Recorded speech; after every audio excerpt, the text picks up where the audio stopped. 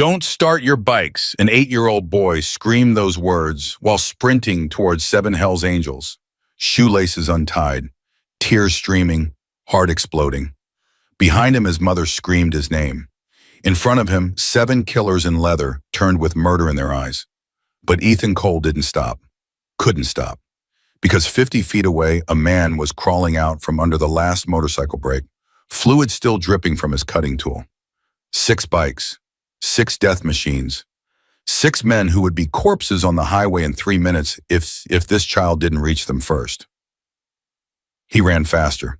If you believe heroes don't need to be tall, subscribe now. Follow this story to the end. Drop your city in the comments. Let's see how far one boy's courage can travel. $31. Sarah Cole counted it twice. Then a third time, like the numbers might change if she wished hard enough. They didn't. Mom, Ethan's voice floated from the back seat. Careful, quiet, the way he always spoke now. Yeah, baby, mandarillo. My stomach's making noises. Sarah's jaw tightened. I know. We'll eat at home. She didn't mention that home had a nearly empty fridge, that the landlord had taped another eviction warning to their door yesterday, that the collection agency had called 6 times this week about the $47,000 she owed from her dead husband's medical bills. The fuel light glared orange, had been glaring for 19 miles. Big Jim's truck stop appeared on the right. Sarah pulled in because she had no choice. Stay in the car, okay? Don't unlock the doors for anyone. Ethan nodded. He always did what she said. Too obedient for an 8-year-old. Too quiet. Too watchful. His kindergarten teacher had called him exceptionally observant. What she meant was that Ethan noticed things other kids missed. What she didn't understand was why.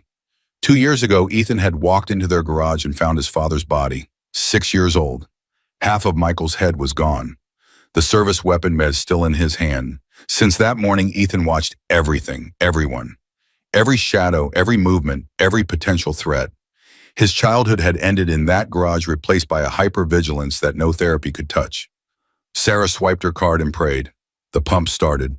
She exhaled. Ethan pressed his forehead against the window. The truck stop buzzed with activity. Semis rumbled in the far lot. A woman yelled at her kids near the bathroom entrance. An old man fed coins into a vending machine. And then Ethan saw the motorcycles. 7 of them, chrome and black and gleaming in the Arizona sun. The riders stood in a loose circle by the air pumps, passing around cigarettes, laughing about something. Hells Angels. Ethan recognized the patches. His dad had pointed them out once, back when Dad was still alive, still whole. See those guys, son? Dangerous men. But dangerous doesn't mean evil. Sometimes it just means they've survived things that would have killed weaker people. Ethan wasn't scared of them. He was curious. Then he saw the other man, Shem, black windbreaker, baseball cap pulled low, moving wrong. That was the only way Ethan could describe it. The man moved wrong, too careful, too aware, checking over his shoulder every few seconds. He crouched beside the first motorcycle. Ethan's eyes narrowed. The man's hands disappeared under the bike, near the wheels, near the brake lines. Ethan stopped breathing. His father's voice crashed through his memory. A Sunday afternoon, grease and motor oil, the old Yamaha that Dad never finished restoring. This here's a brake line, buddy. See it? This little tube is what keeps you alive. Someone cuts this, your brakes are gone. And when your brakes are gone at 60, 70 miles an hour, you crash, you dash, fast and ugly. Remember that. Ethan remembered. The man moved to the second motorcycle. Tell someone, the thought screamed through Ethan's brain.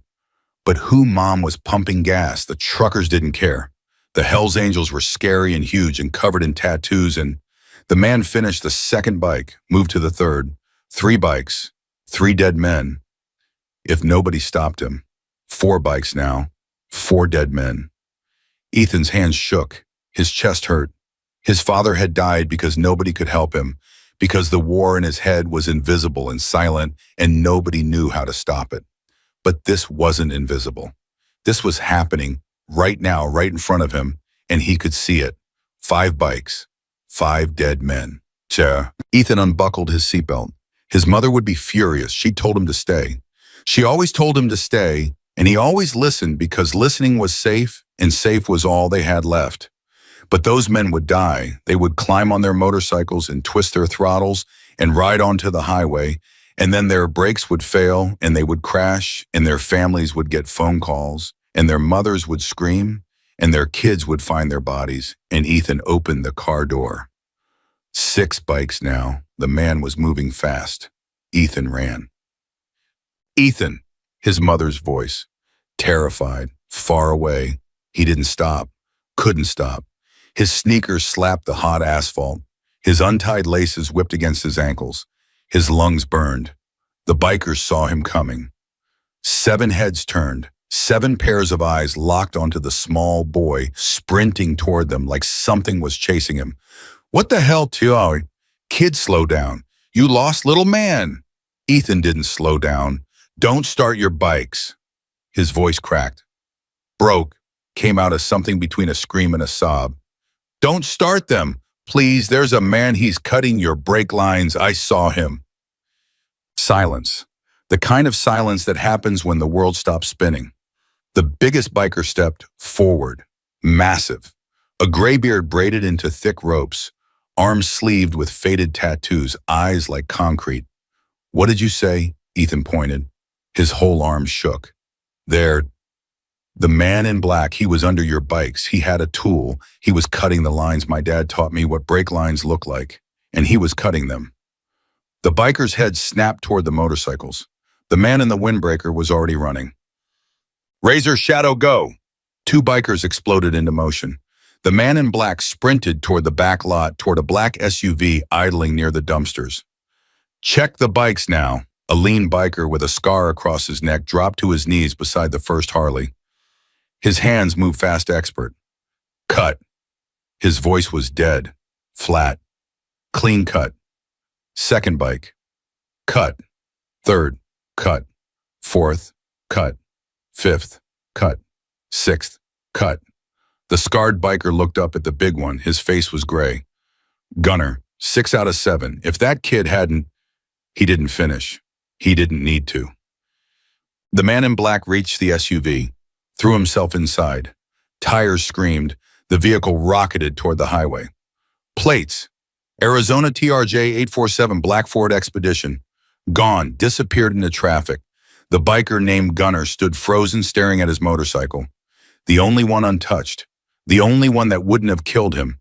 His hands were shaking. This man who looked like he'd never been afraid of anything in his entire life had hands that trembled like leaves. Sarah reached at Ethan and grabbed him so hard his ribs creaked. What were you thinking? I told you to stay in the car. I told you. Mom, he was going to kill them. You could have been hurt. You could have been... Ma'am, Gunner's voice cut through her panic. Low, rough, thick with something she couldn't identify. She looked up. The massive biker stood 3 feet away, tears running down his weathered face. Tears. Your son just saved 6 lives, he said, mine included. Sarah couldn't process it. Her brain refused. I don't understand. Those brake lines, Gunner pointed at the motorcycles. Cut clean. Professional job. We were about to leave. 2 more minutes and we'd have been on I-40 doing 75. First time we touched the brakes, he drew a finger across his throat. All of us. Dead. Every single one. Sarah's legs gave out. She sat down hard on the asphalt, pulling Ethan with hairs. Oh my God. Your boy saw the guy, saw what he was doing, and instead of staying safe, he ran straight at a bunch of Hell's Angels to warn us. Gunner crouched down, eye level with Ethan. That's the bravest damn thing I've ever seen, and I've seen a lot. Ethan's voice was small, shaking. My dad taught me about brake lines.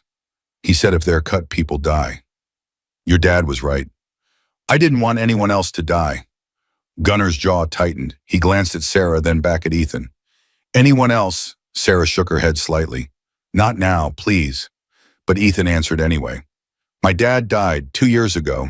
He was sick in his head from the war and he couldn't make it stop, so he made himself stop instead. Gunner closed his eyes, breathed out slowly. I'm sorry, son. I'm real sorry. It's okay. Mom says he's not hurting anymore. She's right. He's not. Gunnar stood, extended his hand to Sarah. She took it and he pulled her up like she weighed nothing. I'm Gunnar, president of the Hells Angels Flagstaff chapter. This is Razor, my VP. He nodded at the scarred biker. We owe you, both of you, more than we can ever repay. You don't owe us anything, Sarah said automatically. Anyone would have... No.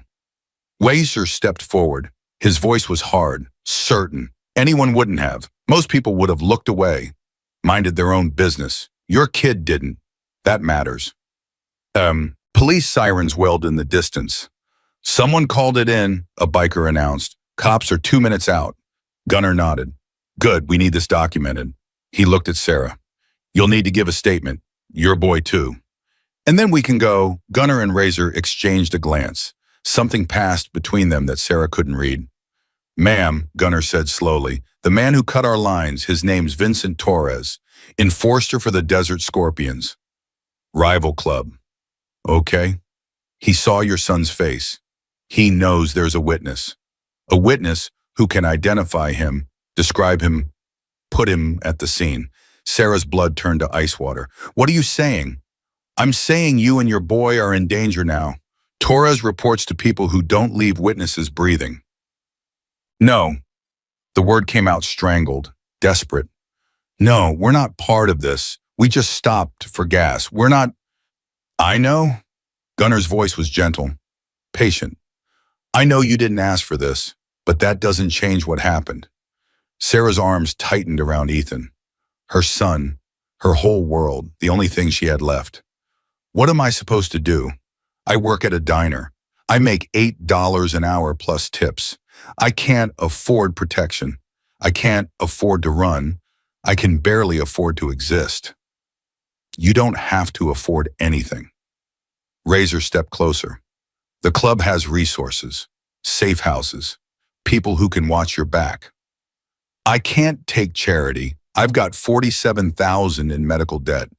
I'm 3 months behind on rent. I can't owe anyone else anything. Gunnar crouched down again. This time he looked at both of them, mother and son. This isn't charity. This isn't a loan. This is a debt. Your boy saved our lives. In our world, that means something. It means everything. We protect our own. We're not your own. You are now. Sarah wanted to argue, wanted to refuse, but exhaustion crashed over her like a wave. She was so tired of fighting alone, so tired of drowning. Just until it's safe. Just until we find out who's behind this and shut them down. Sarah looked at Ethan, her brave, broken, beautiful boy. Okay, she whispered. Okay. The cops arrived. Officer Martinez, tired eyes, gray mustache, the look of a man who'd stopped being surprised by anything years ago. Gunnar, he nodded at the biker. Got a report about vandalism. Attempted murder, Gunnar corrected. 6 counts, cut brake lines. Martinez examined the bikes. His face went hard. Professional work. Yeah. The boy witnessed it and stopped it. Saved every one of us. Martinez turned to Ethan, his voice softened. Hey, buddy, I'm Officer Martinez. Can you tell me what you saw? He's Samayan. Ethan described everything. The man in black, the baseball cap, the way he moved from bike to bike, the tool in his hand, the scorpion tattoo on his wrist. Martinez wrote it all down. His eyebrows rose at the tattoo detail. You're sure about the scorpion? Yes, sir, it was on his right hand, between his thumb and on his finger. That's very specific. I remember things, Ethan said quietly. I always remember things. Martinez glanced at Sarah. She nodded. He does. Photographic memory almost. His teachers say it's a gift. Today it definitely was. So, after the statements, Martinez pulled Sarah aside. Off the record, you should take whatever protection these guys are offering. Sarah blinked. You're telling me to trust Hell's Angels. I'm telling you that Vincent Torres is connected to some very bad people, people who make problems disappear. I can put a patrol car on your street for maybe 48 hours. After that, he shrugged. Budget cuts, understaffed, the usual excuses. And them, they're not excuses, they're solutions. Martinez lowered his voice. I've been working this beat for 20 years. Gunner's a hard man, but he's not a bad one. He says he'll protect you. He will. Take the help. Tayo. The safe house was 40 minutes east of Flagstaff.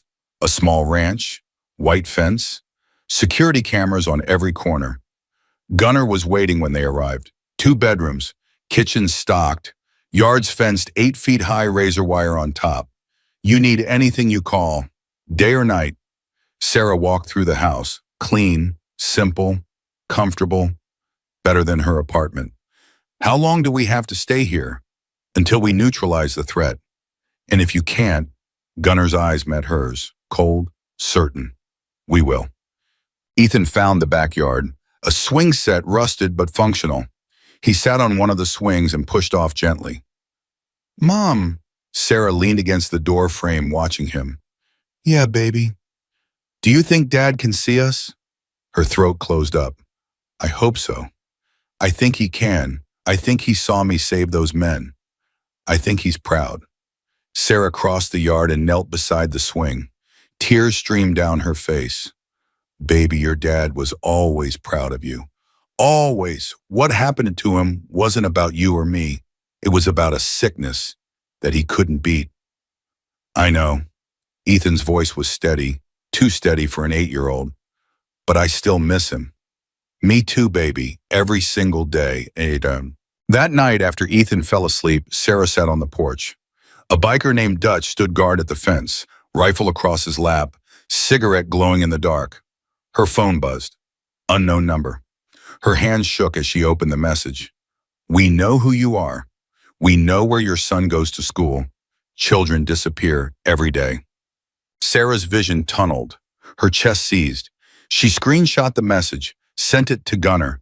His response came in 45 seconds. Lock the bedroom door. Get Ethan away from windows. I'm 5 minutes out. She ran inside, scooped Ethan from the bed. He woke up confused, scared. Mom, what's happening? It's okay, baby. We just need to move. She carried him into the bathroom. No windows. Locked the door. Sat on the floor with her son in her arms and waited. Motorcycles roared outside. Voices, footsteps. A knock on the bathroom door.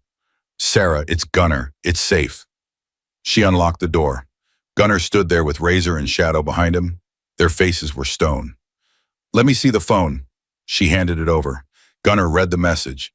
His jaw tightened so hard she heard his teeth grind. They mentioned his school. I saw. How did they know about his school? We haven't told anyone where we are.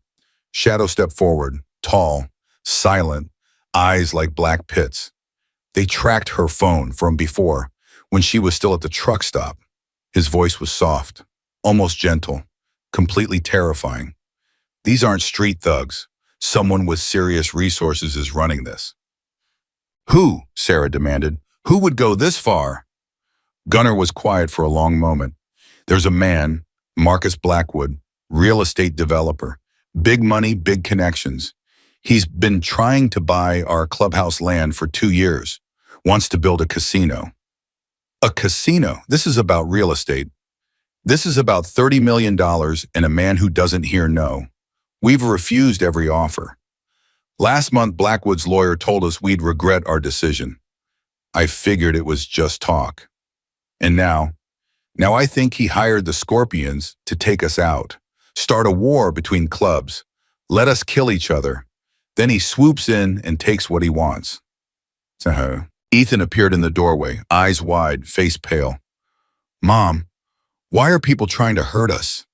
Sarah couldn't answer, couldn't find words. Gunner crouched down, eye level with the boy. Because you did something brave, and brave things make cowards angry. But here's what you need to know. He put his hand on Ethan's shoulder. Nobody's gonna hurt you. Not while I'm breathing. Not while any of us are breathing. You understand? Ethan nodded slowly. Good. Now go back to bed. We've got this. After Ethan was settled, Razor laid out the plan. We go public, tomorrow. Get their story on the news. Make the boy visible. Sarah's stomach dropped.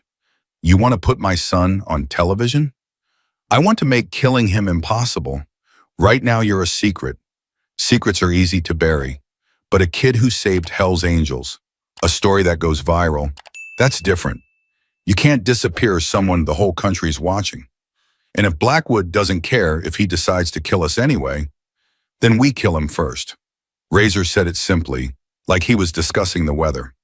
Sarah realized in that moment exactly what kind of men she'd aligned herself with. Dangerous men, men who solved problems in ways that didn't involve lawyers or courts, but also men who kept their word. The news van arrived at noon the next day. Rachel Chen, Arizona Action News. Camera crew, lights, the whole circus. Ready? She asked Sarah. No. Perfect. Honest answers make better television. The interview lasted 40 minutes. Sarah told everything, the gas station, the brake lines, Ethan's scream, the threats, all of it. Aren't you scared? Rachel asked. Sarah looked directly into the camera. Terrified. But my son taught me something yesterday. He taught me that you have to speak up when you see something wrong. Even when you're scared. Especially when you're scared. I can't tell him to be brave and then be a coward myself. The segment aired at 6. By 7, it had been shared 15,000 times. By 9, 50,000. By midnight, The Boy Who Saved Hell's Angels was the #1 trending story in America. Sarah's phone buzzed again. Unknown number. Big mistake. You'll regret this. She forwarded it to Gunnar. His reply, let them come. Somewhere in Phoenix, Marcus Blackwood watched the news coverage. His penthouse, marble floors, floor-to-ceiling windows, a glass of scotch in his hand worth more than Sarah made in a week. This is a problem, said the man standing in the shadows. This is an opportunity. Blackwood's voice was ice. Now we know exactly where they are. And the whole world is watching, which means we need to be creative. What do you want me to do? Blackwood swirled his scotch, took a slow sip. The mother, she's the key. Take her, and the boy will do whatever we want. The bikers too. And after, Blackwood smiled. It didn't reach his eyes. After we make sure nobody can testify to anything. Ever. The sun hadn't risen yet when Gunnar called a meeting at the clubhouse. Sarah sat in the corner of the room, watching 15 Hells Angels crowd around a wooden table covered in maps, photographs, and documents. Ethan was still asleep at the safe house guarded by Dutch and 2 other brothers. She hated leaving him, but Gunnar had insisted. You need to understand what we're dealing with, he'd said, and your boy doesn't need to hear this. Now she understood why. Marcus Blackwood. Razor slapped a photograph onto the table. A man in his mid-50s, silver hair, designer suit, the kind of smile that belonged on a shark. Net worth estimated at $400 million.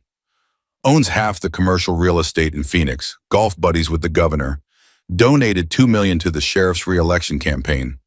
He owns the sheriff, Sarah's voice cracked. He owns a lot of people. Gunnar's jaw was tight, which is why we can't go to the cops with this. Blackwood's got connections in every department from here to Tucson. Shadow stepped forward. He'd been silent until now, standing in the corner like a statue carved from darkness. I ran his financials. 3 months ago, Blackwood transferred $200,000 to a shell company in Nevada. That company paid Vincent Torres $50,000 2 weeks later. $50,000 to kill us, a biker named Priest muttered. Cheap bastard. $50,000 was the down payment. Shadow's voice was ice. The rest comes when the job is done. Sarah felt sick. So what do? We can't go to the police. We can't hide forever. What options do we have? Gunnar looked at her. Something shifted in his eyes. Respect maybe, or recognition. We have one option. We take the fight to him. How? Blackwood's untouchable because nobody's ever had proof, but Torres is sloppy. He left evidence at the truck stop. Brake fluid on his clothes, tool marks that match a specific brand. If we can connect Torres to Blackwood directly, we can bring the whole thing down.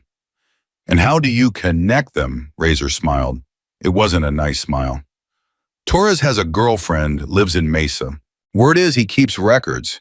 Insurance in case Blackwood ever decides to cut him loose. You're going to rob his girlfriend. We're going to have a conversation with her. Politely. Sarah didn't believe the politely part for a second, but she was past caring about the morality of motorcycle club justice. Someone had threatened her son. Someone had put a target on an 8-year-old's back. Whatever happened next, they'd earned it. Tonight, the meeting broke up an hour later, Sarah rode back to the safe house with Gunnar, her mind spinning with everything she'd learned. "You okay?" Gunnar asked as they pulled up to the ranch. "No, but I don't think okay is an option anymore. It'll get better." "Will it?" Gunnar was quiet for a long moment. Then he said something that surprised her. "I had a son once. Tommy. Good kid, smart. Had his whole life ahead of him." His hands tightened on the handlebars. "He got mixed up with the wrong people. Owed money to a dealer in Phoenix. I told him I'd handle it, told him to lay low. But Tommy was proud, stubborn. He tried to fix it himself." Sarah waited. They found his body in the desert 3 days later. He was 19 years old. "Gunnar, I'm so sorry. That was 12 years ago. Not a day goes by I don't think about what I could have done different, what I should have seen." He looked at her, and for the first time she saw the grief behind the granite. "Your boy sees things. He saw Torres when nobody else did. That gift saved my brother's lives. It might have saved his own too if things had gone different. Don't let anyone ever make him feel bad about that." "I won't." "Good. Now go inside. Get some rest. Tonight's going to be long." Sarah found Ethan in the backyard playing with a stray dog that had wandered onto the property the day before. Gunnar had let the boy keep it, said every kid needed a dog, especially one who'd been through what Ethan had. "Mom?" Ethan ran to her, the dog bounding behind him. "Look, Sergeant learned to fetch, well, kind of. He mostly just chases the ball and then lies down." Sarah laughed. It felt foreign in her throat, like a language she'd forgotten how to speak. "That's great, baby. What else did you do today?" "Dutch taught me how to play poker. Don't worry, we didn't bet real money. Just cookies. I won 7 Oreos." "7? That's impressive." "Dutch says I have a good poker face. He says I don't give anything away." Of course he didn't. Her son had learned to hide his emotions the day he found his father's body. It wasn't a skill. It was a scar. "Come inside, okay? It's getting late." "Can Sergeant come too?" "Yes, Sergeant can come too." That night, Sarah couldn't sleep. She lay in the unfamiliar bed, staring at the ceiling, listening to Ethan's steady breathing beside her. The dog was curled at their feet, snoring softly. Her phone buzzed. She grabbed it, heart pounding. It was Razor. "We got her. Torres' girlfriend, she's talking." "You need to hear this." Sarah slipped out of bed, careful not to wake Ethan. She pulled on jeans and a sweatshirt and stepped onto the porch where Dutch was standing guard. "Everything okay, ma'am?" Razor texted, "Said I need to hear something." Dutch nodded and handed her a burner phone. "Use this. Gunnar's orders. Your personal phone might be compromised." She dialed Razor's number. He answered on the first ring. "Sarah, you sitting down?" "No." "You should be." She sat on the porch steps. "What did she say?" "Torres wasn't just hired to kill us. That was phase 1. Phase 2 was the real plan." "What's phase 2? Why?" Razor's voice was tight, hard. "Blackwood wants your son." Sarah's blood stopped moving. "What? Not dead, alive. Torres was supposed to cut our lines, wait for the crash, then grab Ethan in the chaos. The whole thing was a distraction. The real target was always your boy." Why would he want my son?" "Leverage. Blackwood figured if he had the kid, you'd recant your statement. Say you made it all up. Without a witness, the whole case falls apart. Torres walks, Blackwood walks, everyone walks except you and Ethan." Sarah couldn't breathe, couldn't think. "But it didn't work," she managed. "Ethan warned you. Torres ran.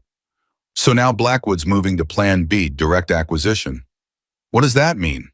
"It means he's sending people, real people, not scorpions, private contractors, the kind of guys who snatch people for a living." Sarah's vision tunneled. "When trading, we don't know. Could be tomorrow, could be tonight. That's why I'm calling. We need to move you." "Move us where?" "Somewhere Blackwood can't find, somewhere off the grid completely." "I thought the safe house was off the grid." "It was until Torres's girlfriend told us that Blackwood has eyes in the county assessor's office. He's been pulling property records for every parcel the club owns. It's only a matter of time before he figures out where you are." Sarah wanted to scream, wanted to throw the phone across the yard and pretend none of this was happening. But Ethan was inside. Her son, her whole world. "Tell me what to do." Pack a bag. Essentials only. We'll be there in 20 minutes. She was ready in 10. Ethan woke up confused, rubbing his eyes. Mom, what's happening? We need to move, baby. Right now. Why did the bad men find us? She couldn't lie to him, couldn't protect him with false comfort anymore. They're trying to, but we're going somewhere they can't reach. Ethan nodded, no tears, no panic. Just that terrible adult acceptance that no 8-year-old should possess. Can Sergeant come?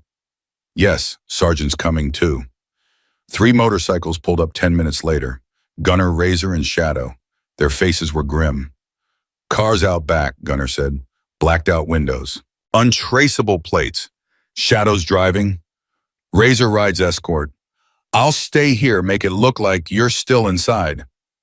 Won't that put you in danger? I'm always in danger. Comes with the patch. He looked at Ethan. You trust me, kid. Ethan nodded. Good. Whatever happens tonight, you stay with Shadow. He's the best we've got. He'll keep you safe. What about my mom? Your mom, too, both of you, I swear it. The drive took 4 hours. Shadow said nothing the entire time. He drove with mechanical precision, checking mirrors every 30 seconds, taking random turns that made no logical sense, until Sarah realized he was checking for tails. Ethan fell asleep against her shoulder, the dog curled in his lap. Sarah watched the desert scroll past in the darkness and wondered how her life had gotten here. A week ago, she'd been worried about rent and grocery bills. Now she was fleeing in the middle of the night from a billionaire who wanted to kidnap her son. You're thinking too loud. Shadow's voice startled her. It was the first thing he'd said in hours. Sorry. Don't be sorry. Just be aware. Thinking burns energy. You'll need that energy later. How do you stay so calm? Shadow was quiet for a moment. Then I don't feel calm. I feel focused. There's a difference. What's the difference? Calm is the absence of fear. Focus is fear channeled into purpose. I'm terrified right now. Terrified that I'll fail, that I'll make a mistake and someone will get hurt. But terror is useful if you know how to use it. Sarah stared at him, this silent, deadly man who'd barely spoken 10 words since she'd met him. You don't seem like the type who gets terrified. Everyone gets terrified. The ones who say they don't are either lying or dead. Which one are you? Shadow almost smiled. Almost. Still figuring that out. They arrived at the new safe house just before dawn, a cabin in the mountains north of Prescott. No neighbors for miles, no roads except the one they'd come in on. This place belongs to a friend, Shadow explained. Not club property, not connected to any of us.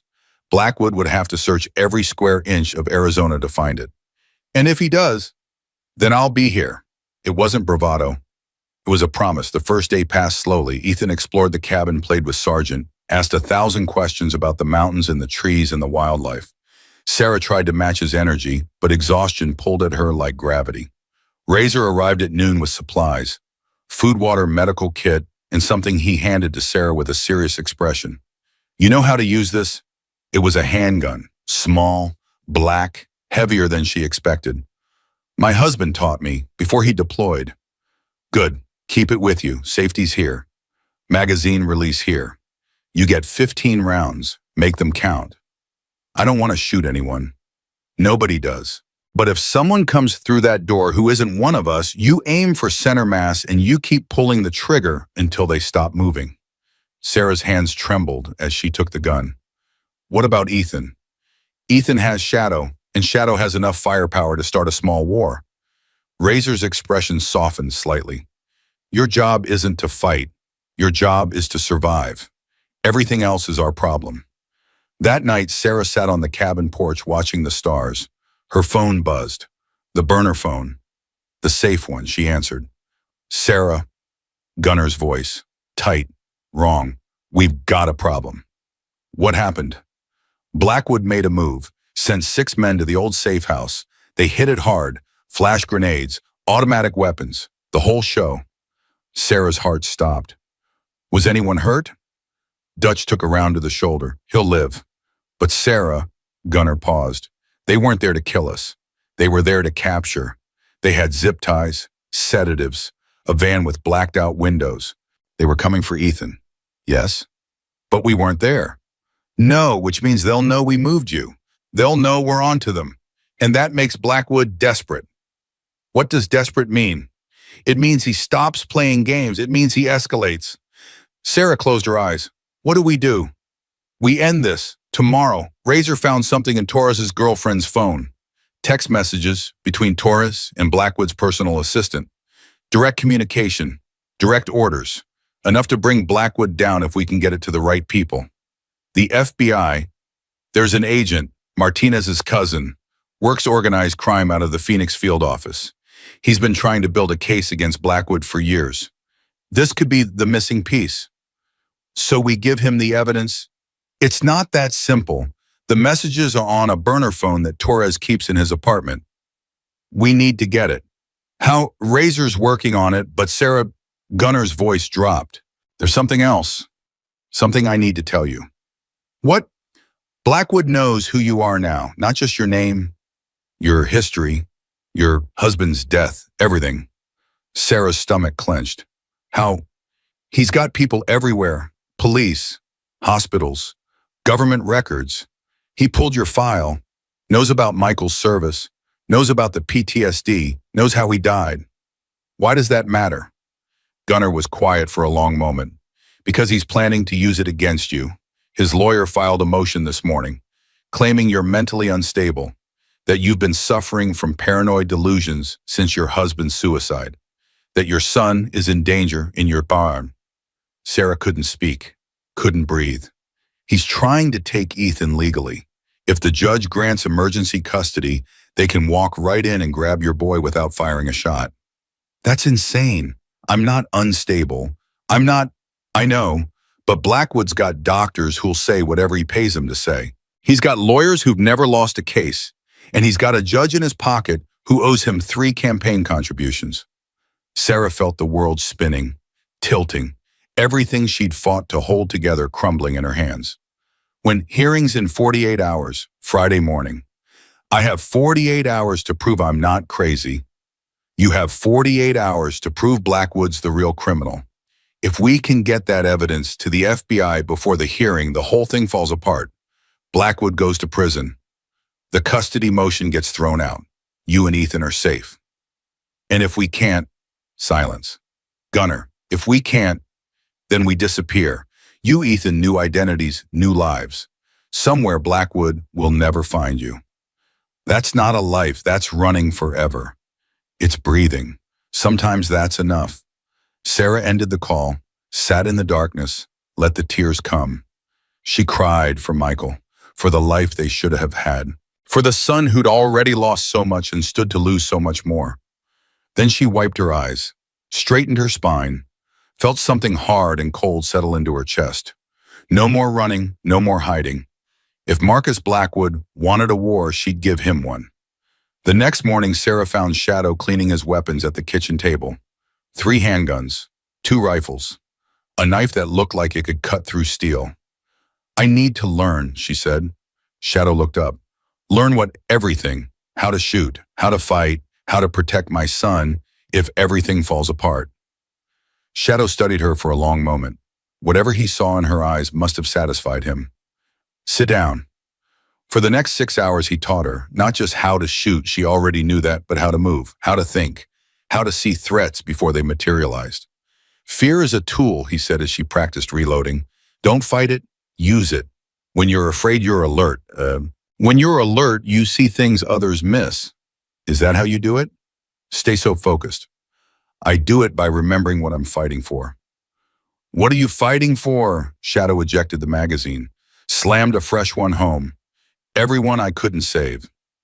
That night, Razor called with news. We got it. Torres's phone, messages, voice memos, everything.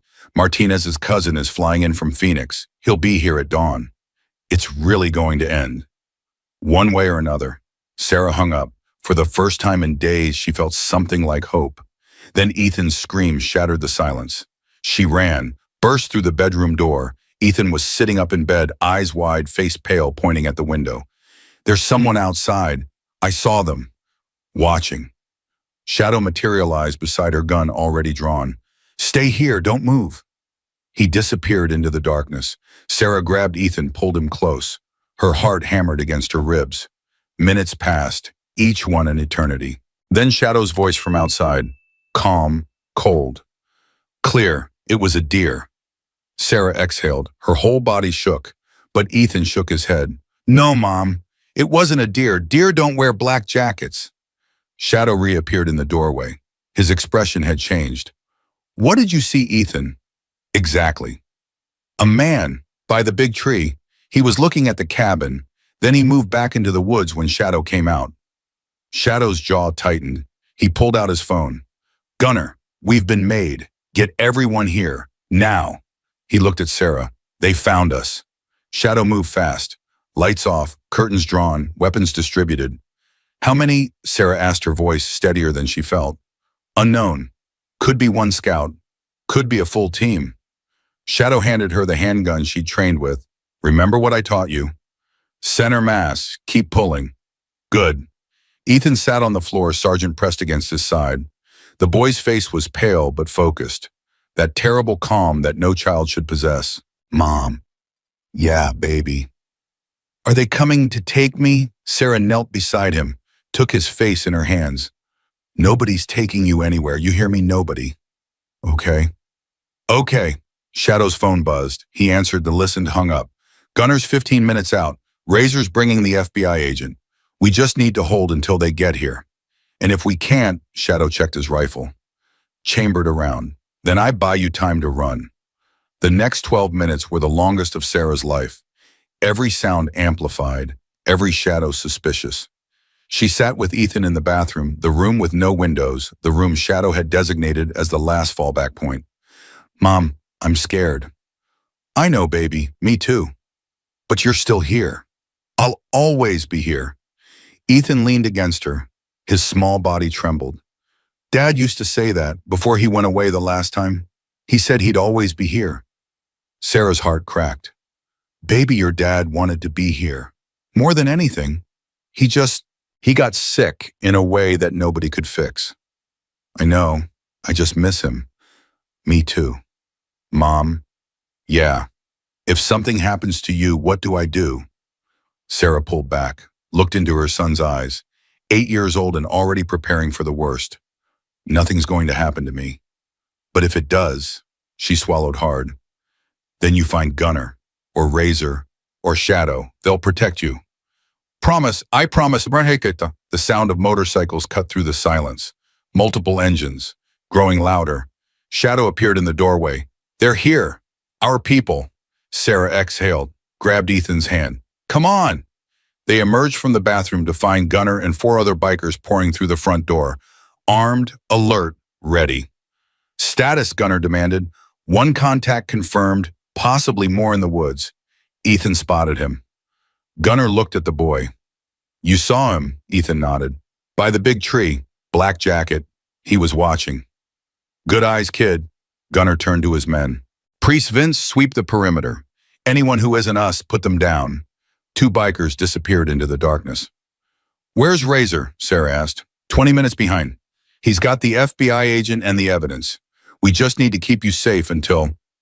Gunfire erupted outside.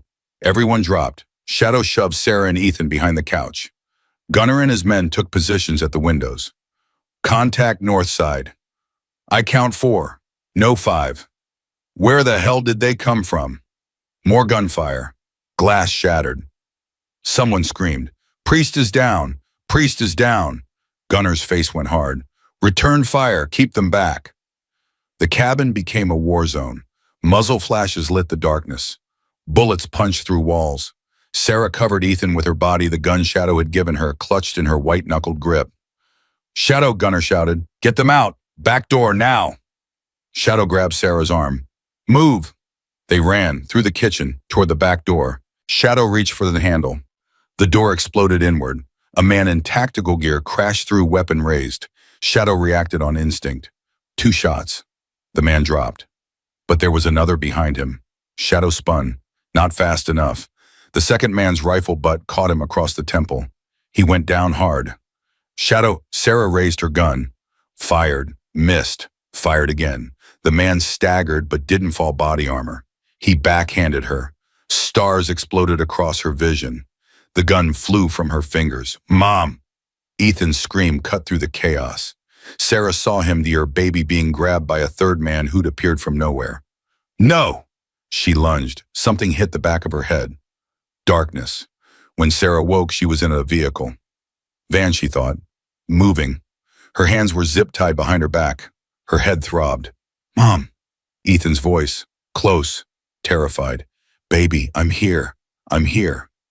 They got us, Mom. They got us. Sarah's eyes adjusted to the darkness.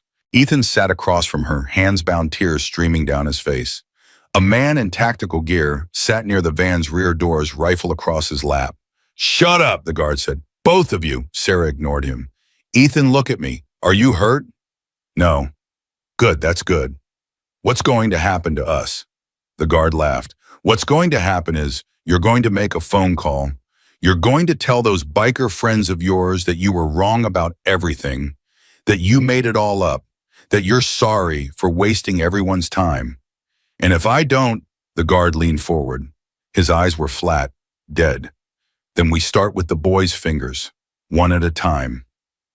Sarah's blood turned to ice. But something else happened too, something she hadn't expected. The fear crystallized, hardened, became something sharper. You touch my son, I'll kill you. The guard laughed again. Lady, you're zip-tied in the back of a van. You're not killing anyone. Maybe not today, but eventually, and I'm patient. The guard's smile faltered. Just for a second, but Sarah saw it. Good. Let him wonder. The van stopped 20 minutes later. Sarah heard voices outside, doors opening. Then the rear doors swung wide and harsh light flooded in. Bring them. 2 men dragged Sarah out. 2 more grabbed Ethan. They were at some kind of warehouse, industrial, remote, the kind of place where people disappeared. Inside, Marcus Blackwood was waiting. He looked exactly like his photograph. Silver hair, designer suit, shark smile. But in person, there was something else. A coldness that photographs couldn't capture. A complete absence of anything human behind his eyes. Mrs. Cole, his voice was smooth, practiced. I apologize for the rough treatment. My associates can be overzealous. Where's my son? Right here, unharmed, and he'll stay that way as long as you cooperate. Sarah looked at Ethan. The boy stood between 2 guards, small and terrified, but not broken. Not yet. What do you want? Blackwood smiled. I want you to make a phone call to that news reporter, Rachel Chen. You are going to tell her that you lied, that you never saw anyone tampering with those motorcycles, that your son has an overactive imagination and you got swept up in the attention. No one will believe that. They'll believe what they're told to believe. People always do. Blackwood stepped closer. You make the call, you recant your statement, and then you and your son disappear. New identities, new life, far away from Arizona. And if I refuse, Blackwood's smile didn't waver, then your son becomes leverage in a custody battle. And trust me, Mrs. Cole, the facilities I have access to are far less pleasant than this warehouse. You can't take my son. You have no legal standing. I have a judge who owes me 3 elections. I have doctors who'll swear you're mentally unstable. I have lawyers who've never lost a case. He leaned in close. I have everything, Mrs. Cole, and you have nothing. Sarah stared at him. This monster in a suit. This man who would threaten a child to protect his real estate deals. My son saved 7 lives. He's braver than you'll ever be. Blackwood's smile flickered. Your son is a liability, a loose end. The only reason he's still breathing is because I prefer clean solutions. But my patience isn't infinite. Neither is mine. She spat in his face. For one frozen second, nobody moved. Then Blackwood wiped his cheek. His expression didn't change, but something in his eyes went very, very cold. Bring the boy. No, Sarah lunged. A guard caught her, slammed her against the wall. She kept fighting. Ethan, run. But there was nowhere to run. Guards everywhere, doors locked. Ethan struggled against the men holding him, but he was 8 years old and they were trained professionals. Mom. Blackwood grabbed Ethan's chin, forced the boy to look at him. You see, young man, your mother is being very uncooperative. And when people don't cooperate, there are consequences. Leave him alone, Sarah screamed. I'll do it. I'll make the call. Just don't hurt him. Blackwood released Ethan, straightened his jacket. That's better. See, everyone can be reasonable. He pulled out a phone. You'll read from a script, word for word. Any deviation and my associate here, he gestured to a guard with a knife, will remind you of what's at stake. Sarah's hands shook as they cut her zip ties. The phone felt like a death sentence in her palm. Rachel Chen's number. Ringing. This is Rachel. Rachel, it's Sarah Cole. Sarah, are you okay? We've been trying to reach you. There are reports of a shooting near Prescott. I need to tell you something. Sarah looked at the script in Blackwood's hand, the lies she was supposed to speak. I need to tell you that She hesitated. Blackwood's guard moved toward Ethan. I lied. The words tasted like poison. About what happened at the way station. I didn't see anyone tampering with those motorcycles. My son has an overactive imagination and I got caught up in... Sarah. Rachel's voice was sharp. Sarah, are you safe? Blink twice if you're in danger. I can't. We know about Blackwood. The FBI contacted us an hour ago. They have evidence. They're coming. Sarah's heart stopped. Blackwood saw her expression change. His eyes narrowed. What did she say? She said... Sarah's mind raced. She said she needs video for verification. She won't run the story without video proof. Blackwood studied her. Suspicious. But the lie was plausible. Fine, we'll record it. He snapped his fingers. Get the camera. A guard disappeared through a side door. Sarah's brain worked furiously. The FBI knew. They had evidence. They were coming. She just needed to stall, just needed to buy time. I want to see my son. You can see him after, now, or I don't say another word. Blackwood's jaw tightened, but he nodded. They brought Ethan to her. Sarah pulled him close, whispered in his ear so quiet that only he could hear. Help is coming. Be ready. Ethan's eyes widened slightly, but he didn't react, didn't give anything away. Good boy. Good brave boy.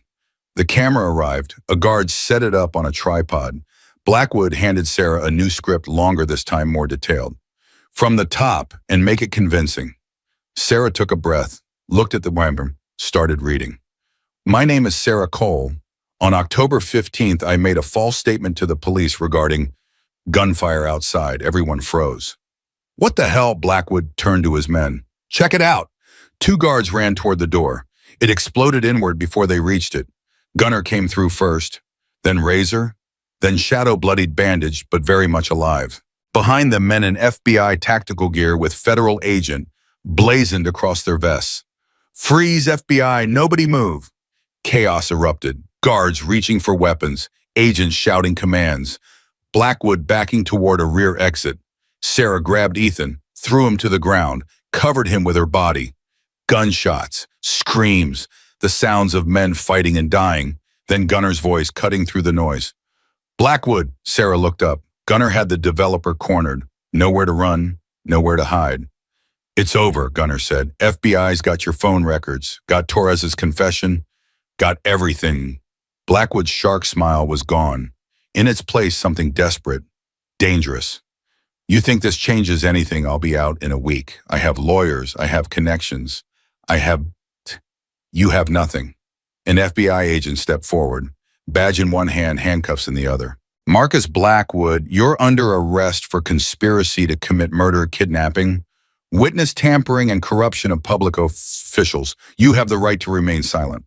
Blackwood's face twisted. For one moment, Sarah thought he might surrender, accept defeat. Then he moved. A hidden gun, small, deadly, aimed at Gunner. If I'm going down, I'm taking you with me. Sarah didn't think, didn't hesitate. She grabbed the gun from a fallen guard, raised it, fired. The bullet caught Blackwood in the shoulder. He spun, dropped his weapon, collapsed, but not before he got one shot off. The bullet hit Gunner in the chest. Gunner, Razor caught him as he fell, blood spreading across the big man's leather vest. So much blood. No, no, no. Razor pressed his hands against the wound. Stay with me, brother. Stay with me. Sarah ran to them, Ethan right behind her. Someone call an ambulance. Already done, an FBI agent shouted. 3 minutes out. Gunner's eyes were glazing. His breath came in shallow gasps. Razor, don't talk, save your strength. Tell the kid. Tell him yourself. You're not dying today. Gunner's hand reached out, found Ethan's, squeezed weakly. You did good, son. You did real good. Please don't die. Ethan's voice broke, tears streaming. Please, I already lost my dad. Please don't die. Something shifted in Gunner's eyes, a spark, a determination. Not today, kid.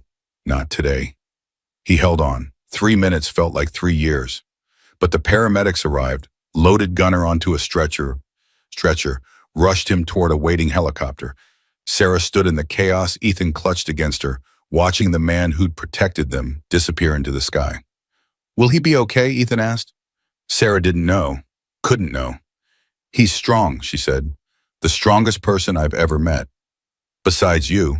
She looked down at her son.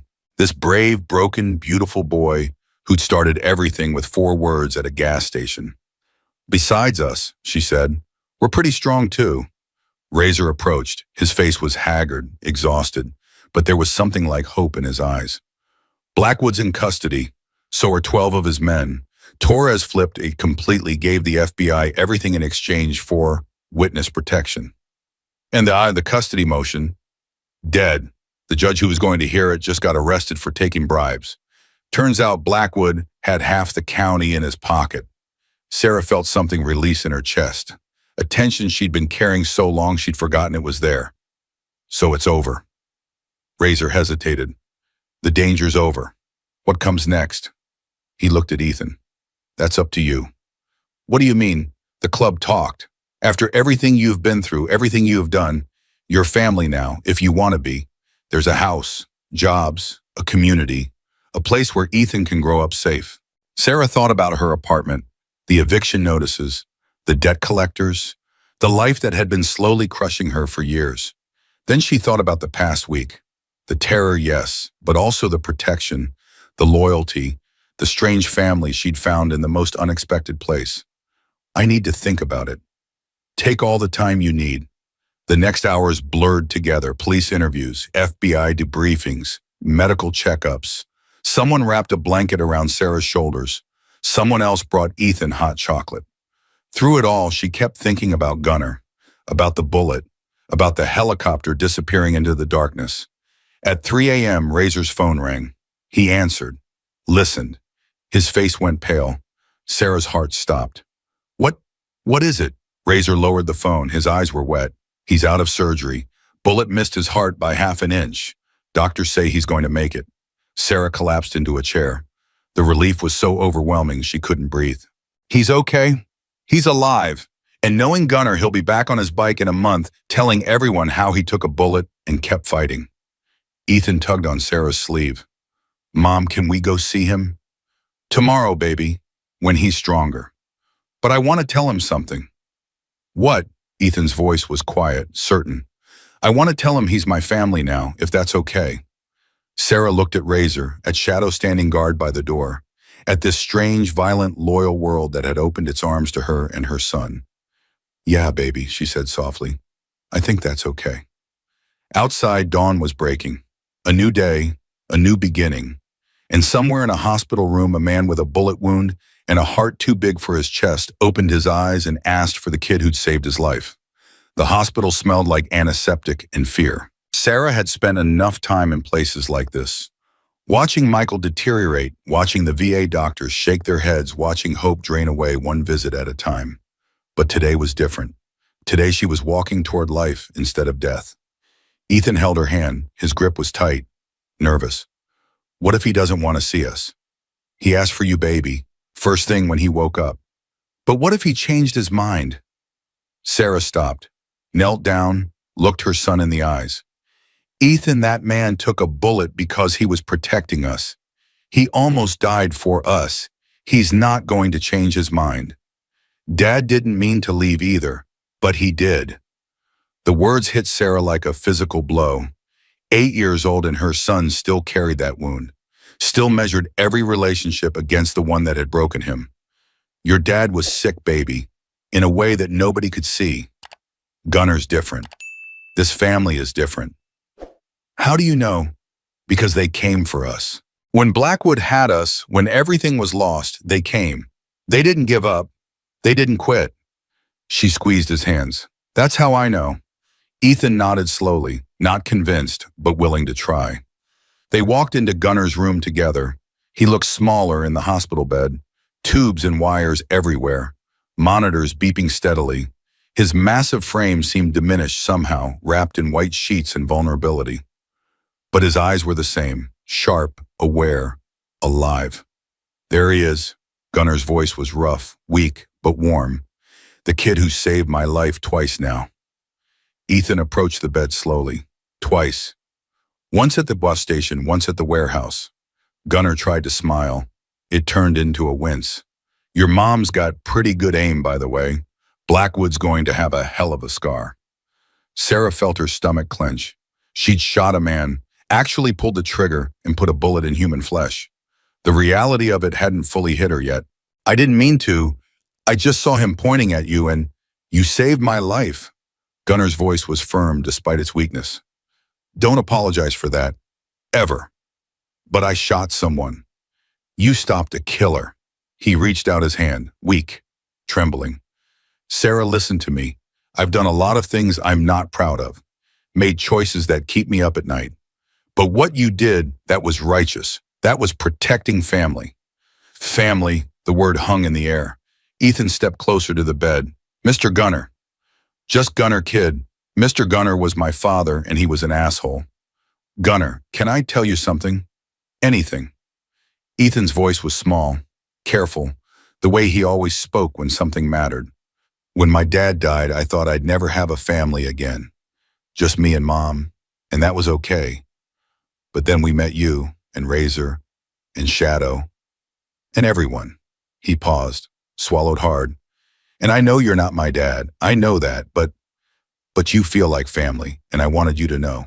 In case you died, I wanted you to know before you died. Gunner's eyes glistened, this massive, terrifying man with tears running down his weathered cheeks. Come here, kid. Ethan climbed onto the bed, careful of the tubes and wires. Gunner wrapped one arm around him, held him close. I'm not dying. Not today. Not for a long time. And you know why? Because I've got something to live for now. He looked at Sarah over Ethan's head. Both of you. Your family. Not because of blood, not because of paperwork, because of what you did, what you are. That's family. Sarah couldn't hold back anymore. The tears came, weeks of fear and stress and survival crashing over her in waves. She crossed to the bed, sat on the edge, let Gunner take her hand with his free one. Thank you, she whispered, for everything. Don't thank me yet. You haven't seen the clubhouse. He managed a weak grin. Place is a mess. Razor appeared in the doorway. He'd been standing there for a while, Sarah realized, watching. His expression was soft, vulnerable in a way she'd never seen before. Doc says you need rest, he said to Gunner. Doc can kiss my ass. He said you'd say that too. Also said if you don't rest, he'll sedate you. Gunner grumbled but didn't argue. He released Ethan and Sarah slowly, reluctantly. Come back tomorrow. Every day, Sarah promised, until they kick us out. They won't. I own the hospital. You do not. I know some guys who know some guys. Same thing. Razor walked them out. The morning sun was bright, warm. It felt wrong somehow after everything they had been through. How are you holding up? Razor asked quietly. Sarah considered lying, considered saying she was fine, she was strong, she didn't need anyone's concern. Instead, she told the truth. I shot a man last night. You saved a life last night. Both things can be true. Razor stopped walking, turned to face her. Yeah, they can, and they are. You're going to have nightmares. You're going to second-guess yourself. You're going to wonder if there was another way. He paused. That's normal. That's human. But don't let it eat you alive. Blackwood would have killed Gunner, would have killed all of us. You stopped him. That's not murder. That's survival. How do you do it? Live with the things you've done? I focus on the things I've protected. His eyes moved to Ethan, who was kneeling a few feet away, petting a stray cat that had wandered over. Every choice I've made, good or bad, led me here. To this moment. To people worth fighting for. That's enough. Most days that's enough. Sarah watched her son, this brave, broken, beautiful boy who'd somehow held together through everything. He asked Gunnar if he was family. I heard. He's never done that before. Never let anyone in. Not since Michael died. Razor was quiet for a moment. Then, you've raised an incredible kid, Sarah. He sees people. Really sees them. That's rare. Don't let the world take that from him. I'm trying. I know. That's why. He stopped. Looked away. Why what? Nothing. It's not the right time. Razor. Why what? He met her eyes. Something vulnerable there. Something scared. That's why I'm going to do everything in my power to make sure you both have the life you deserve. Whatever that looks like. Whatever you need. I'm here. It wasn't a declaration of love. Not exactly, but it was something. A promise. A foundation. Thank you, Sarah said softly. Don't thank me yet. You haven't seen my cooking. She laughed, actually laughed. It felt strange and wonderful and terrifying all at once. The next few days blurred together. FBI interviews, police statements, district attorneys building cases. Sarah told her story so many times she started dreaming about it. Blackwood's arrest made national news. Real estate mogul exposed as criminal mastermind. Corruption reaching into every level of government. Politicians scrambling to distance themselves. Judges resigning. Police chiefs under investigation. And at the center of it all, boy who had shouted 4 words at a gas station. The kid who saved Hell's Angels became a national headline. Interview requests poured in from every network. Book deals, movie offers. Everyone wanted a piece of Ethan's story. Sarah refused them all. He's 8 years old, she told Rachel Chenin when the reporter called for a follow-up. He's not a commodity, he's not a brand, he's my son. The public wants to hear from him. The public can want all they like. Ethan's had enough trauma for a lifetime. I'm not putting him through more. Rachel was quiet for a moment. Then, I respect that, I do. But Sarah, there's talk of a congressional hearing. They want Ethan to testify about what he saw, about Blackwood's operation. Sarah's blood went cold. He's 8. I know. But Blackwood's lawyers are fighting hard. They're trying to discredit every witness. Ethan's the only one who saw Torres at the gas station. Without his testimony, they walk. Maybe, probably not, but it would help. Sarah hung up, sat in the safe house living room, tried to breathe. Ethan found her there an hour later. Mom, you okay? Yeah, baby, just thinking. About what? She couldn't lie to him, couldn't protect him from this. They want you to testify at a big trial. Tell everyone what you saw at the gas station. Ethan considered this. His face was calm, too calm for a child. Would it help catch the bad guys? It might. Then I should do it. Baby, you don't have to. It's scary. There will be lawyers asking hard questions. Cameras. Lots of people watching. I know. Ethan sat beside her. But Mom, you said I have to speak up when I see something wrong, even when it's scary. This is speaking up, right? Sarah's heart cracked and swelled at the same time.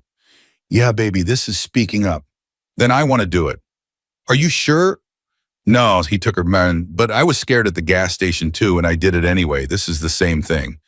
Sarah pulled him close. This tiny giant of a son who'd somehow become braver than anyone she'd ever known. Okay, we'll talk to the lawyers. Together. Together. The congressional hearing was scheduled for 3 weeks later. Washington, D.C., the whole circus. But first Gunnar came home. The club threw a party, not the wild, chaotic kind that Sarah had imagined. Something smaller, warmer. A gathering of brothers and sisters who'd nearly lost their leader. Gunnar arrived in a wheelchair, doctor's orders, though he complained loudly the entire time. I can walk, damn it. You can walk when the bullet hole finishes closing, Razor replied. Until then, you're a passenger. I hate being a passenger. I know. That's why it's fun for us. The clubhouse was nothing like Sarah had expected. She'd imagined something dark, seedy, criminal.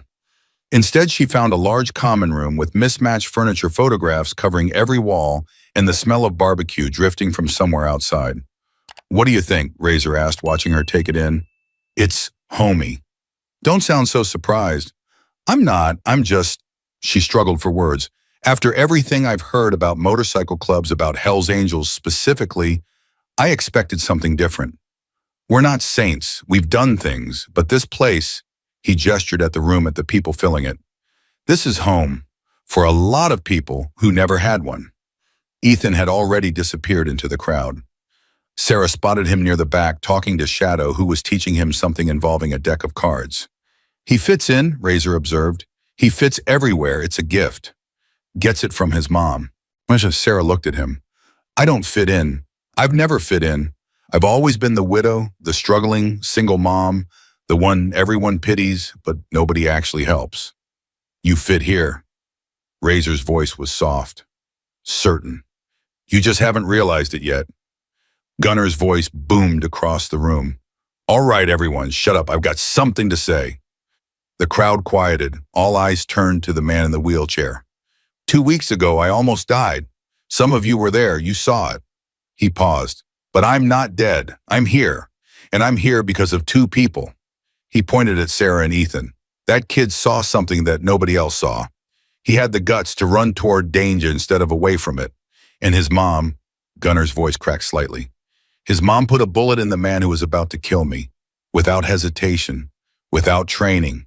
Just pure, raw courage. Sarah felt every eye in the room turn to her. She wanted to disappear. In our world, that means something. It means everything. Gunner pulled something from his pocket, a small leather patch. Sarah Cole, Ethan Cole, you're officially family, now and forever. Anyone has a problem with that, they can take it up with me. He handed the patch to Ethan. The boy's eyes went wide. For real. For real, kid, you've earned it. Ethan looked at Sarah. She nodded, tears streaming. Thank you, Ethan whispered. Thank you. The crowd erupted, cheers, applause, brothers and sisters welcoming their newest members. In the chaos, Razor appeared at Sarah's side. You okay? I don't know what I am anymore. Your family. He took her hand, squeezed gently. That's a start. The party lasted until midnight. Ethan fell asleep on a couch, Sergeant curled at his feet. Shadow carried him to a back room that had been converted into a makeshift bedroom. He's out cold, Shadow reported. Won't wake up until morning. Sarah nodded. Thank you for everything. Don't mention it. Shadow paused at the door. He's a good kid. Reminds me of someone. Who, me, a long time ago, before everything went wrong. He disappeared before she could respond. Razor found her on the porch an hour later. The night was cool, stars scattered across the desert sky. Can't sleep, he asked. Too much in my head. Want company? Always. He sat beside her, close but not touching, respectful. Tell me something about yourself, Sarah said. Something real, something that's not about the club or the war or any of this. Razor was quiet for a long moment. I was married once, 20 years ago. Her name was Elena. We had a daughter, Maria. What happened? Car accident, drunk driver. I was at work. Got the call at 2 a.m. His voice was flat, controlled. But underneath, Sarah could hear the cracks. I held Maria in my arms while she died. She was 4 years old, asked me why it hurt so much. I couldn't answer her. Sarah's heart shattered. Razor, I'm so sorry. That was the day I became who I am. The day I stopped being David Martinez and became Razor. The day I joined the club. He paused. Some people run from pain. I ran toward it. Figured if I was going to hurt anyway, might as well hurt for something. Is that why you protect Ethan so fiercely? He's the age Maria would be, if she'd lived. Razor's voice broke, just slightly. I know that's probably weird. I know I'm not his father, but watching him protecting them, it feels like a second chance. Like maybe I can do for him what I couldn't do for her. Sarah took his hand, held it tight. That's not weird. That's beautiful. They sat in silence for a while, just breathing, just being. I'm scared, Sarah admitted finally, of what of the hearing, of Washington, of putting Ethan through all that. But also, she hesitated, also of this, of feeling something again. I told myself after Michael that I wouldn't let anyone in, wouldn't risk that pain again. And now I'm sitting on a porch at 2 a.m. holding hands with a biker named Razor, thinking about things I swore I'd never think about again. Razor turned to face her. His eyes were soft in the moonlight. I'm not going to push you. I'm not going to rush you. Whatever this is, whatever it becomes, you set the pace. I'll follow. What if I never want more than this? Then this is enough. You can't mean that. Sarah. He lifted her hand, pressed his lips to her knuckles. Gentle. Reverent. I spent 20 years believing I'd never feel anything good again. And then this kid shows up, saves my brothers, and brings his incredible mother into our lives. Whatever happens from here, it's already more than I ever expected. She didn't kiss him. Not yet. Wasn't ready for that step. But she leaned into him, rested her head on his shoulder, let herself be held. And for the first time in 2 years, Sarah Cole felt something like peace. The next 3 weeks passed quickly. Lawyer meetings, preparation sessions, hours of coaching. Ethan on how to answer questions, how to stay calm, how to handle aggressive cross-examination. They're going to try to confuse you, the FBI attorney explained. They're going to ask the same question different ways. Try to get you to contradict yourself. Ethan nodded seriously. Like when Mom asks if I cleaned my room and then asks again later to see if I changed my answer. The attorney smiled. Exactly like that. I never changed my answer, even when I didn't clean my room. Good. Hold on to that. Sarah watched her son transform, not into something harder, something more solid. He was preparing for battle the way his father used to prepare for deployment. Focused, determined, ready. I'm proud of you, she told him the night before they left for Washington. I'm scared, Mom. That's okay. Brave people get scared too. The difference is they do the hard thing anyway. Is that what Dad used to say? Sarah felt tears prick her eyes. Yeah, baby. That's exactly what Dad used to say. The morning of the hearing, Gunner showed up at their hotel room. He was walking now with a cane, but walking. Razor and Shadow flanked him. You didn't think we'd let you face this alone, Gunner said. Sarah couldn't speak, just pulled him into a hug. Careful, bullet wound. Shut up, he laughed, winced, laughed again. All right, let's go make history. The hearing room was overwhelming, cameras everywhere, senators at a raised platform, lawyers on both sides, media packed into every available inch, and at the center of it all, one small boy in a borrowed suit ready to change the world. State your name for the record, the chairman said. Ethan leaned toward the microphone. His voice was steady. Ethan Michael Cole. And do you understand why you're here today, young man? Ethan looked at his mother, at Gunner, at Roser and Shadow in the gallery. Then he looked at the senators, at the cameras, at the millions of people who would watch this moment.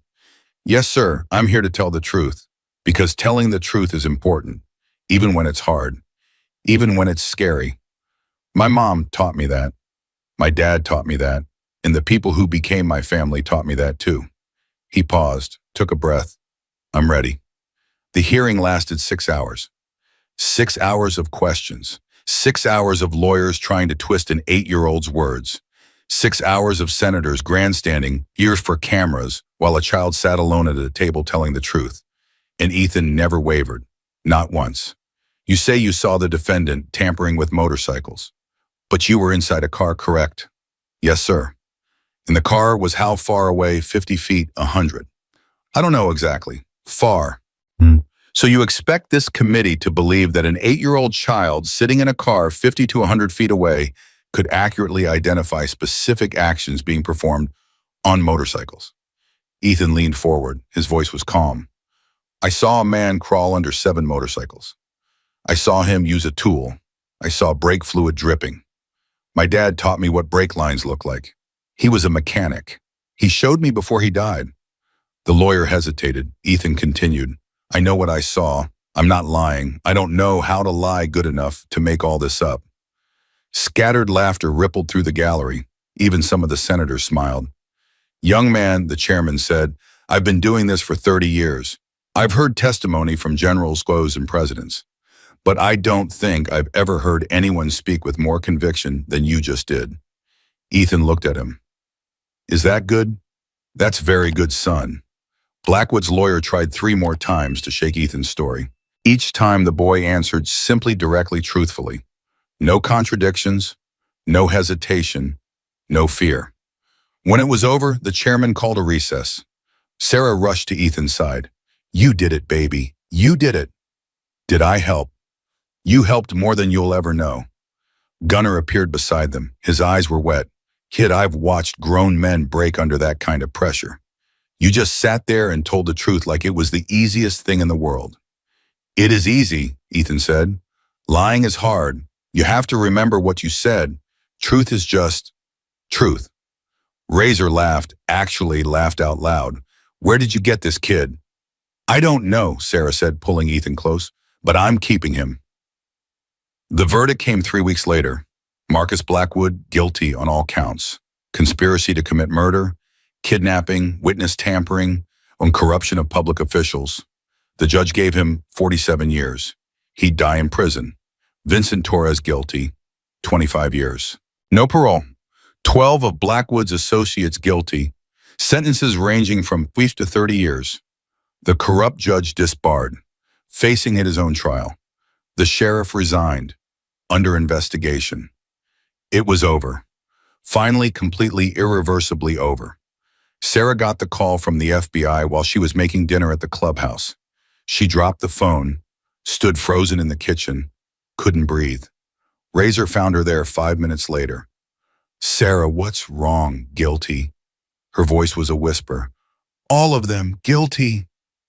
Razor caught her as her legs gave out, held her while she sobbed. Not sad tears, relief tears. The kind that came when you finally stopped holding your breath after 2 years of drowning. It's over, she kept saying. It's really over. It's over. Ethan ran in alarm by the commotion. Mom, what happened? Sarah pulled him into the embrace. Razor wrapped his arms around both of them. The bad men are going to prison, baby. All of them. Because of what you did. Ethan was quiet for a moment. Then good. They deserved it. Yes, they did. That night the club threw another party. Bigger this time. Brothers from chapters across Arizona. Families, friends, everyone who'd played a part in bringing Blackwood down. Gunnar gave a speech. He was walking without the cane now, though he still moved carefully. 1 year ago, I was getting ready to ride out of a gas station. Didn't know that 5 minutes later, I'd have crashed on the highway. Didn't know that someone had cut my brake lines. Didn't know that a kid I'd never met was about to save my life. He paused, looked at Ethan. That kid taught me something. He taught me that courage isn't about being big or strong or scary. It's about seeing something wrong and speaking up, even when you're small, even when you're scared, even when everyone else is looking the other way. He raised his glass. To Ethan Cole, the bravest person I've ever met. To Ethan, the room echoed. Ethan turned red, buried his face in Sarah's shoulder. Mom, this is embarrassing. Get used to it, baby. You're a hero. I just told the truth. That's what heroes do. The next morning, Sarah woke to find Razor making breakfast. Pancakes, bacon, fresh coffee. What's all this celebration breakfast? Also, I wanted to talk to you about something. Sarah's stomach tightened. That sounds serious. It is. He set down the spatula, turned to face her. The club voted last night, unanimous. We want to offer you a job. A job. Community outreach coordinator. You'd organize our charity events, manage our public relations, help with the legitimate side of things. He paused. It pays $42,000 a year, plus benefits, plus the house, psoas. Sarah stared at him. The house, the safe house, the one in Prescott, club voted to transfer the deed to you. Free and clear, no strings attached. I can't, that's too much. It's not nearly enough. Razor took her hands.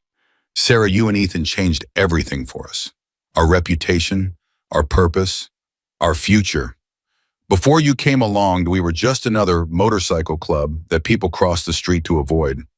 Now we're the guys who protected a widow and her son, the guys who took down a corrupt billionaire, The guys who actually stand for something. That wasn't me. That was Ethan. It was both of you, and it was us responding to what you gave us. He squeezed her hands. Take the job. Take the house. Let us be your family for real. Sarah thought about her old apartment, the eviction notices, the debt collectors, the life that had been slowly suffocating her. Then she thought about the past year, the terror, yes, but also the love, the protection, the community she'd found in the most unlikely place. Can I think about it? Take all the time you need. She didn't need long. By lunch, she'd made her decision. Yes. Razor's face split into a grin. Yeah, yes. To the jaw. To the house, to all of it. He picked her up, spun her around, set her down and kissed her. Their first real kiss. Soft, gentle, full of promise. Finally, Gunnar called from the doorway. I was starting to think you two would never figure it out. Shut up, Razor said, but he was smiling. Ethan appeared beside Gunnar, looked at his mother and Razor, at their intertwined hands. Does this mean Razor's going to be my dad? The room went silent. Razor knelt down, eye level with the boy. I'm not trying to replace your dad, Ethan. Nobody could do that. But if you'll let me, I'd like to be part of your family, whatever that looks like. Ethan considered this. His face was serious, thoughtful. Do you promise not to leave? The question hit like a punch to the gut, not just for Razor, for everyone in the room. I promise, Razor said. I promise I will do everything in my power to be here for you, for as long as I'm breathing. My dad promised too, but he couldn't keep it. I know, and I know that makes it hard to trust, but your dad was fighting something inside himself, something none of us could see. I'm not fighting that battle. I'm right here, present, healthy, and I'm not going anywhere. Ethan looked at his mother. She nodded slightly. Okay, he said finally. You can be part of our family. Razor pulled him into a hug. Over Ethan's shoulder, Sarah saw tears streaming down his face. 20 years of grief, 20 years of guilt, 20 years of believing he'd never have a family again. Healed in a single moment by an 8-year-old's trust. The months that followed were the happiest of Sarah's life. She threw herself into the room. Organized charity rides, coordinated toy drives, managed media relations, turned the Hells Angels Flagstaff chapter from a feared name into a respected one. The medical debt disappeared, not paid off, dismissed. Turns out, when you help take down a criminal conspiracy that reaches into hospital administration, certain bills tend to vanish. Ethan started school, made friends, joined the chess club, still saw his therapist once a week, but the nightmares were fading.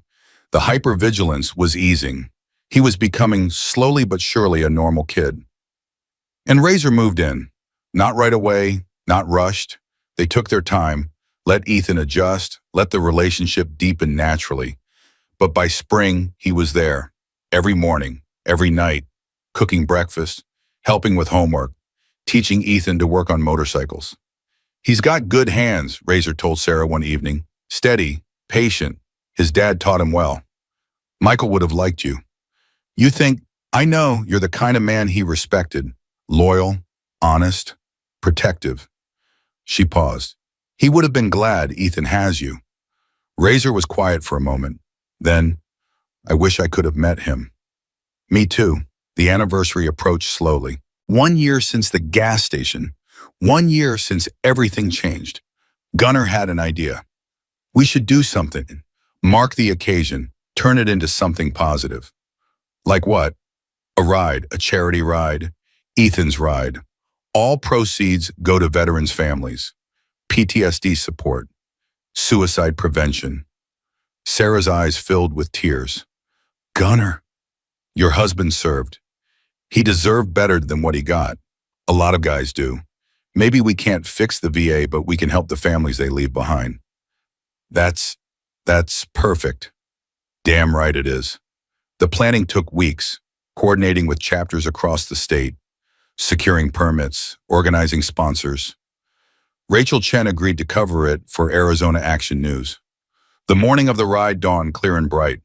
October in Arizona. Perfect weather, perfect day. Sarah stood at Big Jim's truck stop, the same gas station where it had all begun, and watched motorcycles pour in from every direction. Dozens at first, then hundreds. How many? She asked Gunnar. Lost count at 300. They're still coming. Riders from Phoenix, Tucson, Prescott, Sedona. Brothers and sisters she'd never met, all showing up for a kid who'd saved their president's life. And at the center of it all, Ethan, 9 years old now, wearing a junior Hells Angels vest that Gunnar had custom made. You ready, kid? Ethan nodded. His face was serious but not scared, confident in a way that still surprised Sarah sometimes. I'm ready. Gunnar handed him a microphone. The crowd quieted. 1 year ago, Ethan began, his voice carrying across the parking lot. I was sitting in my mom's car right over there. I saw a man doing something bad to some motorcycles. I was scared to say anything. The bikers looked scary. I didn't know if they'd believe me. He paused, looked at the hundreds of faces watching him. But my dad taught me that you have to speak up when you see something wrong. Even when it's hard, even when it's scary. So I ran, and I screamed, and they listened. His voice cracked slightly. My dad died 2 years before that. He was a soldier. He had PTSD. He couldn't make the bad things in his head stop, so he made himself stop instead. For a long time, I was angry at him. I thought he left because he didn't love us enough. Sarah felt tears streaming down her face. She hadn't known he'd felt that, hadn't known he'd been carrying that anger. But I don't think that anymore. I think he loved us so much that he couldn't stand hurting us with his pain. I think he thought we'd be better off without him. He was wrong, we weren't better off. But I understand why he thought that. Ethan looked at Gunnar, at Razor, at Shadow and Dutch, and all the brothers who'd become his family. These people taught me something my dad couldn't. They taught me that asking for help isn't weakness.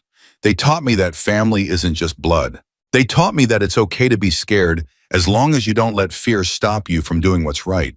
He raised the microphone higher. Today we ride for veterans' families, for people like my mom who have to pick up the pieces when someone they love is gone. For kids like me who grow up wondering if they could have done something different. His voice strengthened. We ride to say you're not alone. You're never alone. There's always someone who will listen if you speak up. He handed the microphone back to Gunnar. The crowd was silent. Then someone started clapping. Then another. Then the whole parking lot erupted in applause. Hundreds of tough, hardened bikers wiping their eyes and cheering for a 9-year-old boy who just said everything they couldn't. Gunnar pulled Ethan into a hug. Your dad would be proud, he whispered. So damn proud. You think he's watching? I know he is. The ride stretched for miles. 347 motorcycles rolling down Route 66 in perfect formation. Sarah rode behind Razor, her arms wrapped around his waist. Ethan rode with Gunnar perched on the back of the president's Harley, waving at the crowds that had gathered along the route.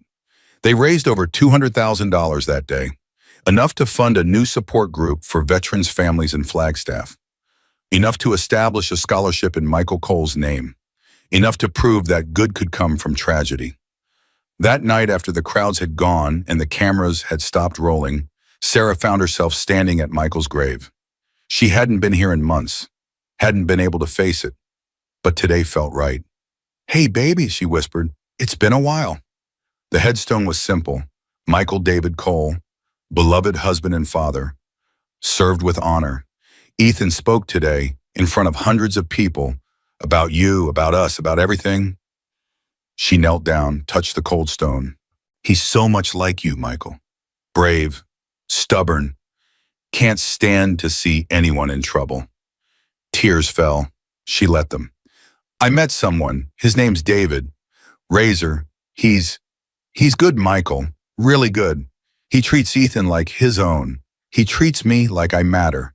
She laughed softly. You'd probably hate him at first. All that leather and tattoos. But you'd come around. You always did. She pulled a photograph from her pocket. The three of them, her Ethan and Razor at the clubhouse. Smiling. Happy. I'm not replacing you. I could never replace you, but I'm letting myself live again. And I think that's what you would have wanted. I think that's why you left those notes, those letters telling us to move on to find happiness, to not let your death be the end of our story. She placed the photograph against the headstone. Our story isn't over, Michael. It's just different now. Ethan's going to be okay. I'm going to be okay.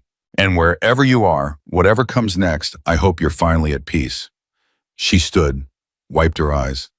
I love you. I'll always love you. But I'm ready to love again, too. The wind rustled through the cemetery, soft, gentle, almost like an answer.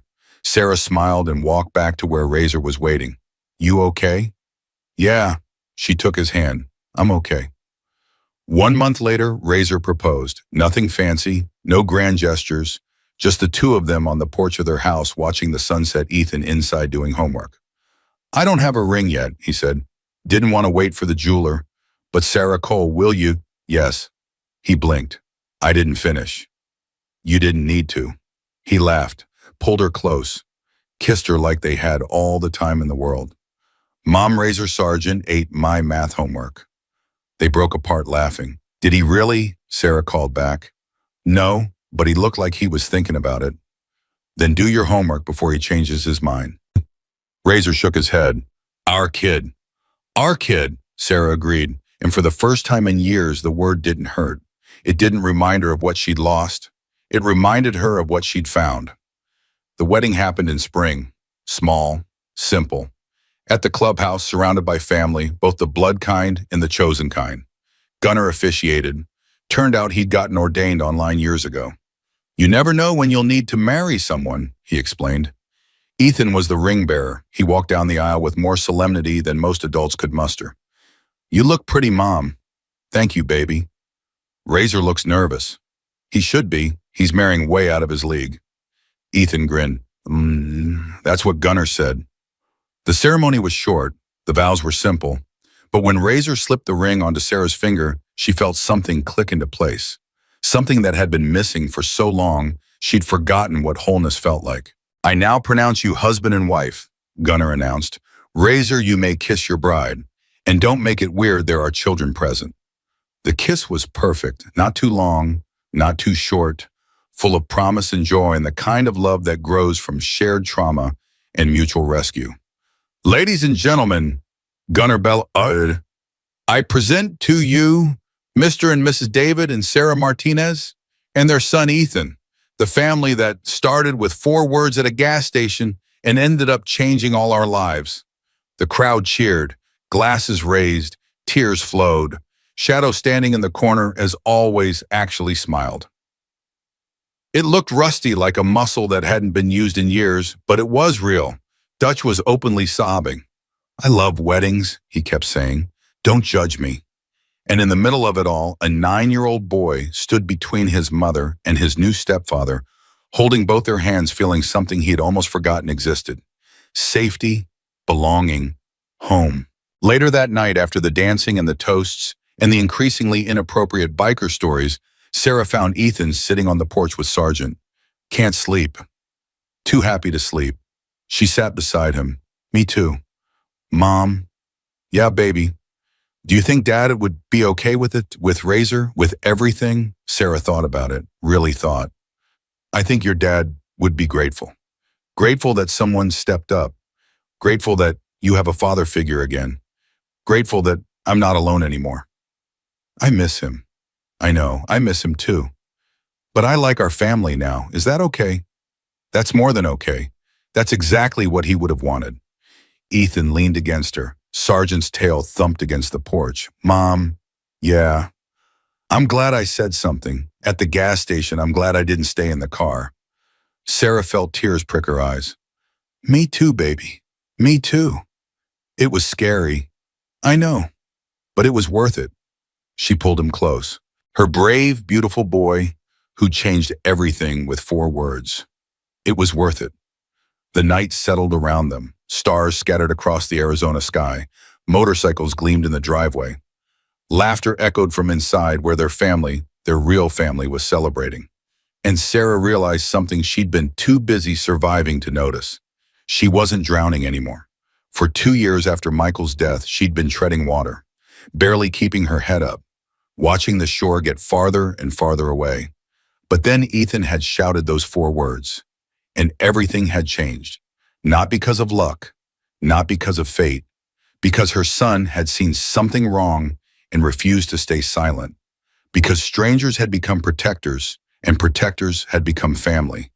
Because courage was contagious, and love could grow in the most unexpected places. Razor appeared in the doorway. "You two okay out here?" "Perfect," Sarah said. "Just perfect." He sat beside them, wrapped his arm around her, ruffled Ethan's hair. "You know what I was thinking," he said. "What?" "This time next year, Ethan's ride is going to be even bigger. We've already got chapters from Nevada and New Mexico asking to join. Could be 1,000 bikes. 1,000? Maybe more. All because a kid decided to speak up." Ethan shifted uncomfortably. "I just did what was right." "That's the point, son. You did what was right when most people would have done nothing. That's not just courage. That's character." Gunner's voice boomed from inside. "Hey, cake's being cut. If you three don't get in here, I'm eating your pieces." "Coming," Sarah called back. But she didn't move. Not yet. She looked at her son, at her husband, at the life she'd built from the ashes of tragedy. "Thank you," she said quietly. "For what?" Razor asked. "For everything. For protecting us, for loving us, for giving us a family when we had nothing.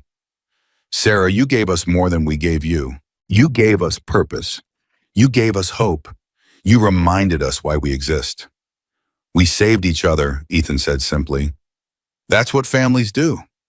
Sarah laughed, cried, both at once. "When did you get so wise?" "I have good teachers." They went inside together, ate cake, danced badly to classic rock, watched Gunner attempt karaoke and fail spectacularly. And when the night finally wound down, when the guests had gone and the clubhouse had quieted, Sarah stood at the window and watched the sunrise paint the Arizona mountains gold. She thought about everything that had led to this moment: the gas station, the brake lines, the 4 words that had started it all: "Don't start your bikes." Such a simple sentence, such an enormous impact. Her son had shouted those words into the desert air, and the world had shifted on its axis. Bad men had fallen, good people had risen. A broken family had found wholeness in the most unlikely of places. And now, standing in her home, surrounded by the people she loved, Sarah Cole Martinez understood something fundamental about life. It doesn't matter how small you are. It doesn't matter how scared you feel.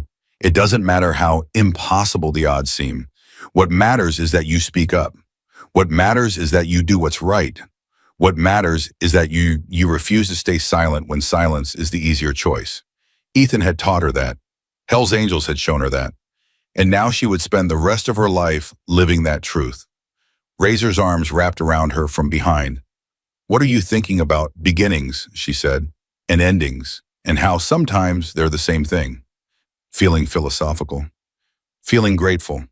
He kissed her temple. "Me too." Ethan appeared beside them, rubbing sleep from his eyes. "What are you guys doing, watching the sunrise?" "Why?" "Because it's beautiful, because it's a new day, because we're alive to see it." Ethan considered this with the seriousness he brought to everything. "Can I watch too?" "Always." The 3 of them stood together as the sun climbed higher, light flooding the valley, shadows retreating, a new day beginning. And Sarah Cole Martinez, who had once been drowning, who had once been broken, who had once believed she would never feel whole again, smiled at the horizon and spoke the only words that mattered. "We made it." Not just survived, not just endured, made it. Built something beautiful from the wreckage. Found family in the aftermath of loss. Ethan leaned against her. Razor held her close. "Yeah," her son said quietly. "We did." And outside, somewhere down the road, a motorcycle engine rumbled to life, the sound that had once meant danger, now meaning something else entirely: home.